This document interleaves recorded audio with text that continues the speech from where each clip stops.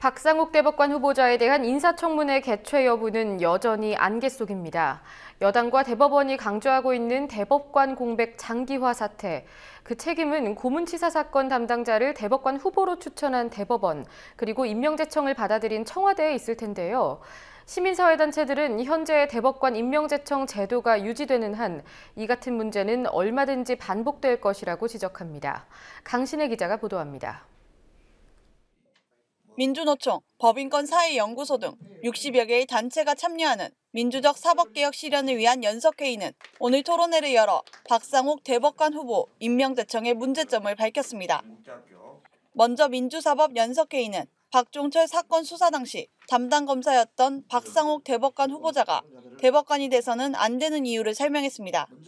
1987년 1월 14일, 당시 서울대 학생이던 박종철 군이 불법 체포돼 고문을 받다가 하루 만에 사망한 사건이 발생하자 검찰은 수사를 진행했습니다.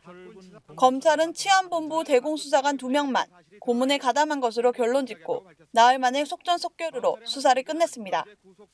1987년 5월 고문 경찰관이 더 있다는 천주교 정의구현 사제단의 폭로가 나온 뒤에야 검찰은 2차 수사를 진행하며 3명의 경찰을 추가로 구속했습니다. 서울지검 검사로 1차, 2차 수사에 참여한 박 후보자는 1차 수사 때인 1월 23일 고문에 가담한 경찰을 조사했지만 그를 풀어줬습니다. 박 후보자는 진술인은 박종철을 조사한 사실이 있나요? 폭행할 때 합세한 사실은 있는가요? 단 2차례의 형식적인 질문만 던졌을 뿐입니다. 김학규 민주열사 박종철 기념사업회 사무국장은 2차 수사에서 박 후보자가 탁하고 치니 억하고 쓰러졌다는 허위보고서를 작성한 당시 홍승상 치안본부 계장을 참고인 조사조차 하지 않았다고 말했습니다. 또 민주사법 연석회의는 이 같은 부적격 인사를 계기로 대법관 임명 절차의 문제점을 지적했습니다.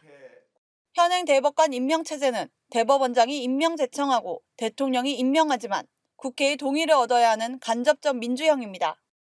하지만 제청권자를 대법원장으로 한정하고 있고 추천위원회는 자문기구의 성격으로 독립적인 지위와 권한을 행사하지 못하고 있는 구조적인 문제점을 지적했습니다.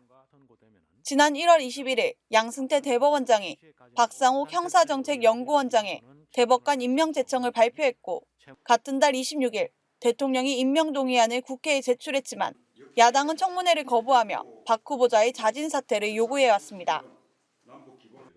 이에 새누리당은 박 후보자에 대해 수사를 주도할 위치도 아니었다며 적극 두둔하고 있습니다. 새정치민주연합은 다음 주 의원총회를 열어 박상욱 후보자의 인사청문회 개최 여부에 대한 입장을 정하기로 했습니다.